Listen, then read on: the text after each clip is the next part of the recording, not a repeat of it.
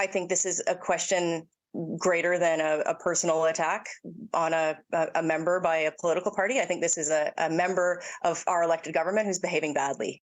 Lawyer, trans person, and advocate Adrian Smith talking about BC Liberal MLA and the party's critic for gender equity and inclusion, Renee Merrifield. She's taking heat for interacting with transphobic tweets online.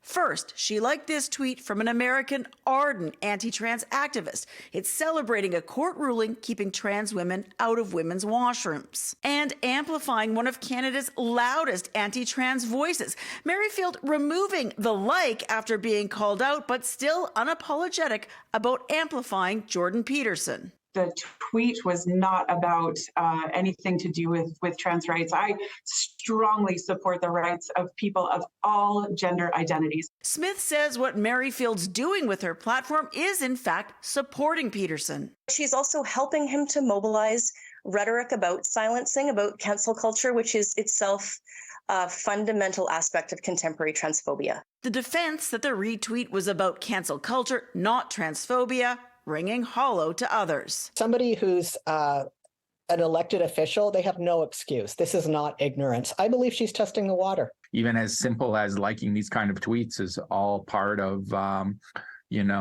legitimization, of these extreme hateful views. The move baffling to an advocate in Merrifield's Kelowna riding who considers Peterson the most transphobic public figure in the country.